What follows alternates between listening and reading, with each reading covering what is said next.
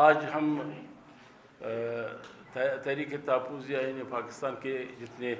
سیاسی جماعتیں ہیں، بلوچستان نیشنل پارٹی، پشتونخوا ملی عوامی پارٹی، تحریک انصاف اور وحدت مسلمین کے دوست یہاں پہ تشریف فرما ہے. جیسے بی این پی عوامی کے ہمارے دوست جو ہمارے اس دھرنے میں جو بلوچستان نیشنل پارٹی کی طرف سے انہوں نے نہ صرف حمایت کی بلکہ ان کے سربراہ اسد بلوچ صاحب نے اپنی شرکت کو یقینی بنایا. وہ خود وہاں تشریف لائے اپنے ساتھیوں سمیت، اور انہوں نے بھرپور تعاون اور ساتھ چلنے کا یقین دلایا. اور آج بھی ہم اسی موضوع کی طرف آپ کے توجہ دلانا چاہتے ہیں کہ بلوچستان نیشنل پارٹی کا جو دھرنا وہاں پہ جاری ہے لکواس کے، جو آج 15ویں دن میں داخل ہوا ہے، اور ہمارے جن مطالبات کے حق میں وہ بھی آپ کے سامنے ہے کہ ڈاکٹر مارنگ بلوچ سمیت جو خواتین ہیں اس کی رہائی کے لیے پرامن کے یہ ایشو چونکہ کورٹ میں بھی سب جوڈس ہے اور وہاں پہ کیس چلا اور ابھی تک فیصلہ اس پہ محفوظ کیا گیا ہے. اس کے فیصلے کا بھی انتظار تھا لیکن آج فیصلہ نہیں آیا. ایک غلط نیوز چلائی گئی لیکن فیصلہ ابھی تک انہوں نے اناؤنس نہیں کیا.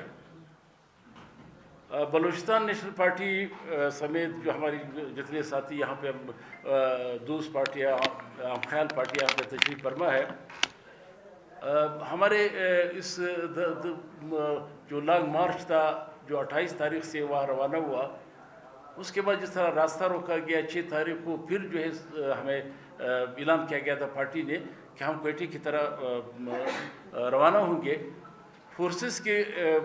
بے تحاشا فورسز ڈال کے آج تک وہ دھرنا ایک معاشرے میں ہے. اس دوران پرامن احتجاج ہوا، ورڈ میں بھی احتجاج ہوا، پرامن اس کو راستہ انہوں نے احتجاجاً بند کیا ہوا تھا. کراچی یہ سڑک جو تھی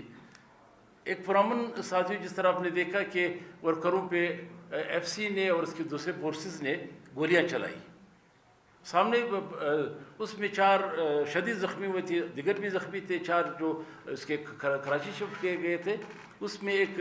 عنایت اللہ ولد عبدالمجید لیڈی اس کا انتقال ہوا، شہید ہوا کل، جس کی پارٹی پرزور مذمت کرتی ہے کہ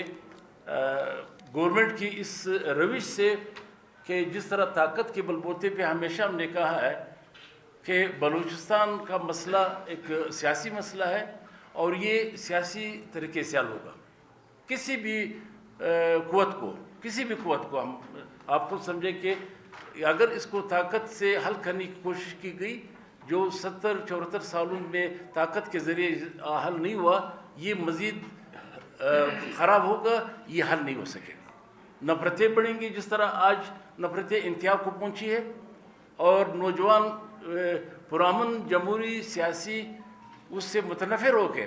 یہ ہم کہتے ہیں کہ یہ اس ملک کے حکمرانوں اسٹیبلشمنٹ کے کرتوتوں کی وجہ سے ہمارے نوجوانوں کو اس راستے پہ ڈالا گیا جو ہمیں نہیں جانا چاہیے تھا. اور یہ سلسلہ اب سارے ملک میں پھیلا دیا گیا ہے. پشتونخوا صوبے کی حالت آپ دیکھ رہے ہیں، ملک کی دیگر حالت آپ دیکھ رہے ہیں کہ اس ملک میں ایک 8 فروری 2024 میں ایک جعلی انتخابات کے ذریعے جو اسمبلیاں لائی گئی ہے، حقیقی قیادت کو، حقیقی سیاسی جماعتوں کو روک کے جعلی قیادت کو سامنے لایا گیا. اور اس جعلی قیادت کے جو اسمبلیاں بنی ہے اس کے تھرو آج سے 2 دن قبل اسلام آباد میں جو مین نقطہ ہے جس پہ ہم آ رہے ہیں آج یہاں پہ آپ کے سامنے، 8 اور 9 تاریخ کو ایک کانفرنس منعقد کرائی گئی اور اسلام آباد کے اندر، اور یہ برملا اس کا اعلان کیا گیا. وہ تو یہ صدر صاحب سے واضح تھا، لیکن اس بار انہوں نے برملا کہا کہ بلوچستان اور پختونخوا سرزمین پہ جو وسائل ہے، جو مدنیات ہے، اگر اس کا ہم استعمال کریں، بین الاقوامی کمپنیاں لا کے اس کی شراکت سے اس کا استعمال میں لایا جائے تو پاکستان کے تمام قرضے جو ہے وہ ختم کیے جا سکتے ہیں اور پاکستان اسے چلایا جا سکتا ہے۔ یہ ہماری اس بات کی تائید ہے، ہمارے اس موقف کی تائید ہے، ہماری جو سیاسی جماعتیں ادھر اب تشریف فرما ہے کہ ہمیشہ ہم نے یہ کہا ہے کہ بلوچستان اور پشتونخوا سرزمین پہ جو بدامنی ہے، جو بے قراری ہے، اور یہاں پہ ہمیشہ جنگ کو اور لوگوں کو زبردستی اس کے حقیقی قیادت کو دبا کر اس کے جگہ پہ جاری قیادت کو لایا جاتا ہے۔ اس کا مقصد بھی یہی تھا کہ ہمارے اس وسائل کو بے دردی سے اس کو لوٹا جائے۔ 70-74 سالوں سے جتنا اس سے استفادہ کرنا تھا کر لیا۔ اس وقت جو ملک بیرونی قرضوں کے بوجھ میں ڈوبے ہوئے ہیں، آج اس کے لیے بھی ایک ہی راستہ ہے، اور وہ راستہ ہے کہ بلوچستان اور پختونخوا سرزمین کے وسائل کو،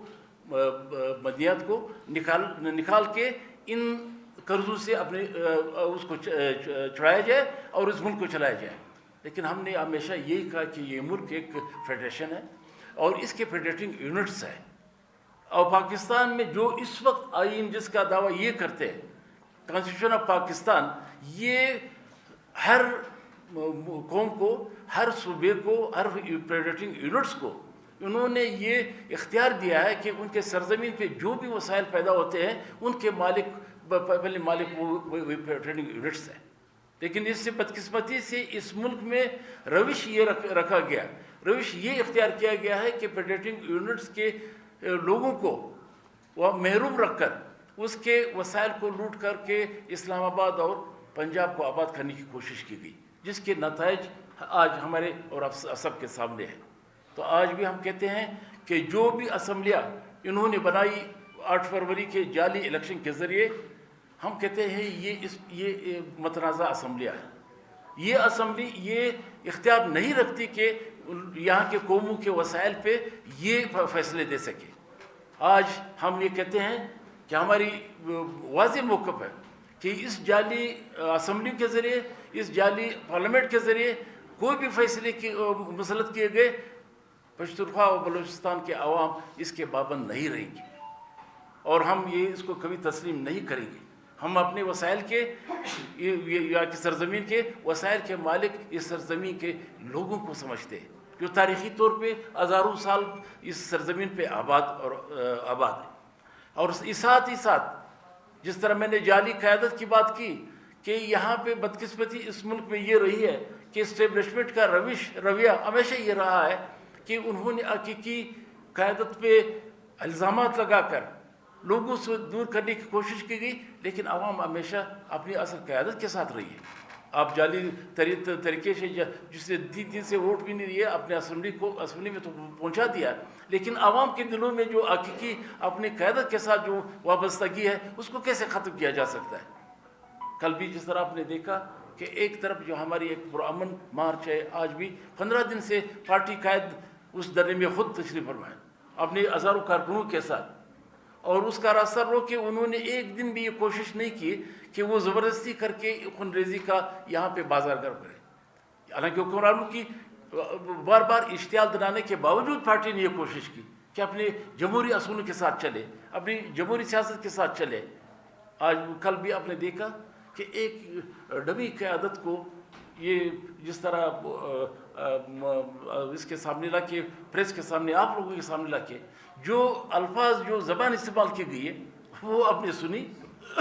ہم کسی کو برا بلا نہیں کہتے، ہماری سیاست، سردار عطا اللہ خان کی سیاست، بادشاہ خان کی خانشی سیاست ہمیں یہ درس نہیں دیتا کہ ہم کسی کو گالی دیں، لیکن عوام اس کے کردار سے واقف ہے۔ بلوچستان کے عوام کا حافظہ اتنا کمزور نہیں ہے کہ 70s میں بلوچستان کے عوام کے خلاف اسی سیاسی جماعت کے حکومت میں جو کچھ کیا، جو ہزاروں لوگوں کو شہید کیا گیا، بے گھر کیا گیا، وہ سب کے سامنے ہے۔ ہم سمجھتے ہیں کہ جس ڈڑمی لوگوں کو کل کھڑا کر کے گالیاں دلوائی گئی، ہم اس کا جواب دینے کو اپنے وہ نہیں سمجھتے، لیکن عوام جانتے ہیں کہ اس کی حقیقت کیا ہے۔ جتنے بھی لوگ کھڑے تھے، کس نے اس کو آگے کیا؟ ایک ہیڈ ماسٹر نے کہا ہوگا کہ جا کے اپنے تنخواہ اعلان کرے، اور اس کو پریس کے سامنے لایا گیا، جس کی ہم پارٹی جو ہے پرزور مذمت کرتی ہے۔ اور میں ساتھ ہی ساتھ جس طرح میں نے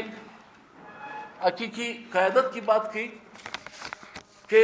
اس ملک میں وتیرہ یہ رہا ہے کہ ہمیشہ انہوں نے نئی قیادت کو، یہاں کے چوروں کو، ڈاکوں کو، جو انتہائی کرپٹ عناصر کو ہمیشہ مسند اقتدار پہ بٹھایا گیا، جیسے آج ہمارے آپ کے سامنے ہے۔ یعنی ایک طرف جو پارٹیاں، یہ ہم نے ہمیشہ یہ بربلا اظہار کیا اس کا کہ اس ملک کی سب سے بڑی پارٹی آج بھی تحریک انصاف ہے، اس کے سب سے بڑا جو لیڈر عمران خان، جس نے الیکشن جیتا، پختونخوا صوبے بھی جیتا، آج بھی 100 کے قریب اس کے سیٹیں ہیں نیشنل اسمبلی میں، وہ جیل پہ، اور چور ڈاکو جو ہے جس نے 10 بھی سیٹیں نہیں جیتی وہ برسر اقتدار ہے۔ اور اسمبلی میں کوئی فیصلہ لینے کے بجائے آج ایک غیر آئینی فورم کو استعمال کیا جا رہا ہے، یعنی 18ویں ترمیم کے موجودگی میں، آئین میں آرٹیکل 172 کے موجودگی میں، آرٹیکل میں 158 کی موجودگی میں SIFC کے ذریعے تمام جو ہے اس ملک کے دارمدار کو چلایا جا رہا ہے، ایپیکس کمیٹی کے ذریعے فیصلے کیا جا رہا ہے۔ ہم کہتے ہیں یہ غیر آئینی فیصلے ہیں، غیر جمہوری فیصلے ہیں، اس کو عوام کبھی تسلیم نہیں کریں گے۔ اور اس طرح کے کانفرنسوں میں صرف ہمیں اطمینان ملی ہے کہ انہوں نے آج خود تسلیم کیا ہے کہ پاکستان اس ملک کو مزید چلانے کے لیے یہ واحد راستہ جو ہے وہ بلوچوں کے، پشتونوں کے سرزمین پہ جو مدنیات ہے، اللہ تعالیٰ نے جو خزانے پیدا کیے، اس کے بغیر یہ ملک نہیں چل سکتا۔ تو ہم سمجھتے ہیں کہ اگر وہ واقعی اس ملک کو چلانا چاہتے ہیں تو فیڈریٹنگ یونٹس کو مطمئن کرنا ہوگا، فیڈریٹنگ یونٹس کے جو حقوق ہے اس کو تسلیم کرنا پڑے گا، اور یہ حقیقی جو قیادت ہے پشتونوں اور بلوچوں اور یہ پاکستان کے، اس کو اعتماد میں لے کے یہ تمام معاہدے کیے جائیں۔